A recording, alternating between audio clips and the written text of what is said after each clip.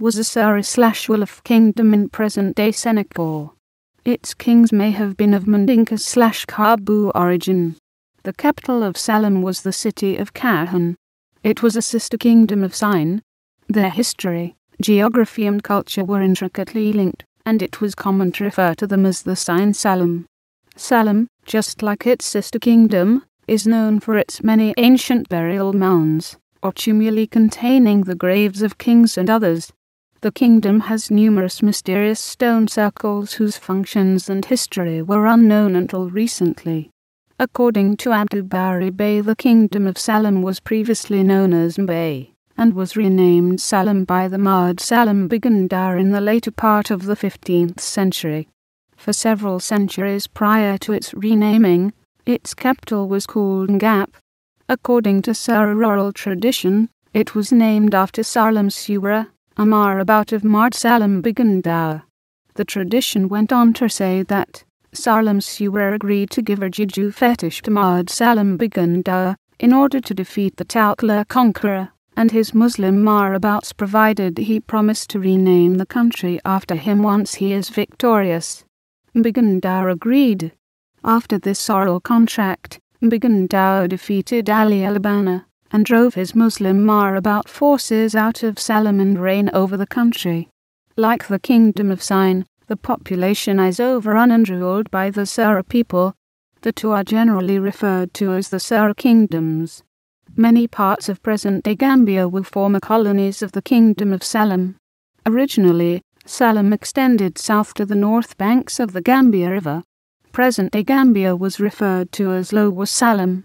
Upper Saloum was where modern-day Saloum is in Senegal. Saloum also had control for a time the Kingdom of Baol. The states of Sabakh and Sandial were ruled by the Fara Sabakh and Fara Sandial, and were both tributary to the king at Kahone. Around 1862, Sambou Oumanneh Touray, a disciple of Maba Diakhou BA, launched a jihad in Sabakh and Sandial. Having defeated the Fara Sabakh and Fara Sandial, he joined the two countries together and ruled it. The last ever Fara Sabakh and Fara Sandial died in that jihad. During the Fara paternal and Lower maternal dynasties from the 15th century to 1969, nearly 50 kings have been enthroned. The kings continued to hold their court in Kahone, but the city was eclipsed commercially by neighbouring Calac.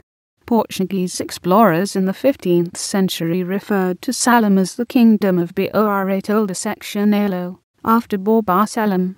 Although the kingdom won some major battles against the French, it was later defeated.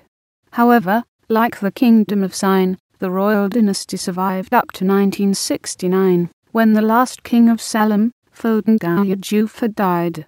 His year of death corresponded with the death of Maad Saloum Mbegan Ndour, who was king of Sine. These two kings were the last Fara kings, and the last kings of the Senegambia. After their deaths, both kingdoms were incorporated into the new Republic of Independent Senegal, which gained its independence in 1960. Thus the Kingdom of Sine and the Kingdom of Saloum were the last pre-colonial kingdoms of Senegambia to have survived up to the 20th century. Ethnically, Saloum was Fara, but gradually the Wolof immigrants have settled in along with the Fulers, Mandinkas, etc. Unlike the Kingdom of Sine, which is ethnically Fara and deeply rooted in Fara conservatism, such as the preservation of Fara religion, culture, traditions, etc., Saloum is more cosmopolitan and multi-religious. This explains why some Fara traditionalists who adhere to the tenets of Fara religion are reluctant to afford it the same religious status afforded to Sine as one of the sacred Fara holy sites, in spite of housing many of the Fara sites. Although very cosmopolitan, it is also ethnically Fara. The other ethnic groups are migrants. The Fara language and Wolof are both widely spoken in Saloum. The Kanjan languages are also spoken.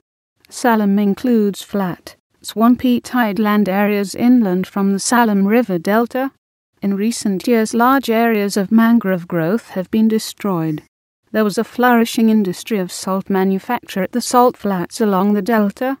Its economic base was groundnut trade, exporting large quantities of nuts to Europe.